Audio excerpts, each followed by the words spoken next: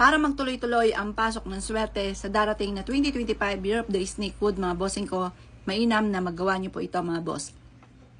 Kung kayo po ay yung tipong tao, kasi marami akong nakitaan din ganito, nag-iipon po o nangungulekta ng mga bote ng mga walang laman, maging mga alak dahil nagandahan po siya sa mga bote. Naku mga bossing ko, itapon nyo na po yan dahil yan po ay maaaring pasukan ng mga negative energy. Maring yan po ang maka-attract na negative energy. Kaya kung may mga bote po kayo na mga walang laman, ipagtatapon nyo na po yan mga bossing. Ganun din po mga bossing ko, dapat ang inyo po main door, pag binuksan po ninyo, malinis ang mga matatanaw po ninyo sa loob ng inyo pong salas. Pagbukas nyo ng main door, kailangan mabubuksan nyo na maayos ang inyo po main door kasi negative din po yung tipo ba may maraming mga nakaharang sa likod na hindi nyo nabubuksan ng tama ang inyo po main door. Dapat pa mga bossing ko, kung napad nyo po ito at ikaw po ay madumi ang inyo pong salas, yan po ang salas kasi yun ang unang-unang bubungad. Kaya dapat, dyan pa lang po mga bossing ko, napakalinis na po niyan. Kaya kapag may mga kalat ngayon mga boss, mag-general cleaning ka na. Tapos, dapat mga bossing ko, yung inyo pong kwarto, yung tinutulugan ninyo, yung ilalim ng inyong higaan, dapat po yan, malinis din. Kaya maaaring may mga hinahanap kang bagay na nawawala, yung pala, yung favorite mong damit, nalaglag na sa ilalim ng inyo pong higaan. Tapos, siya po ay nagkaroon na ng anlilawa, na dumi na kasi hindi nililinis mga bossing ko ang ilalim ng inyong higaan.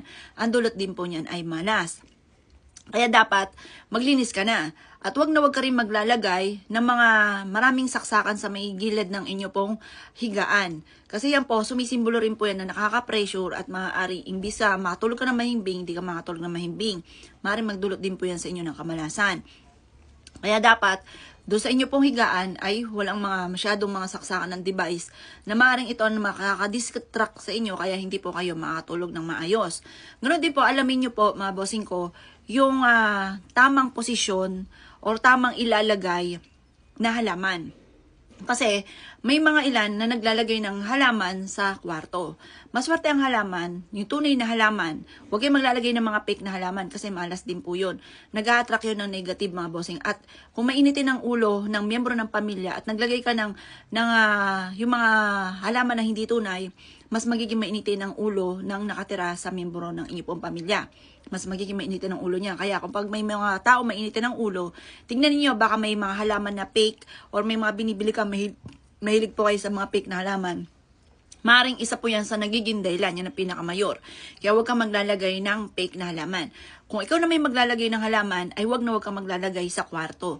Kasi mga sumisimbolo ng tubig, mga bossing ko, malas po yan. Pero isang basong tubig, pwede siya sa ilalim ng higaan or sa kwarto po ninyo. Pwede po siya. Huwag lamang po yung mga aquarium, yung mga display na isda, or kaya ganun din po yung tunay na halaman. Kasi yung tunay na halaman, dinidiligan po natin yan. Sumisimbolo rin po yan ng tubig, kaya huwag pong ganun mga bossing.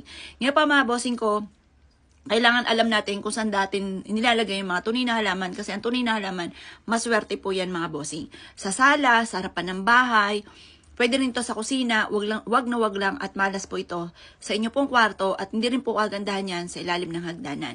Kaya kung ikay may mga ganyan, may mga tubig ka, sumisimbolo, asahan nyo magkakaroon ka ng mga pagsubok sa inyo pong pamilya, lalo na po may koneksyon sa anak or kaya po sa third party.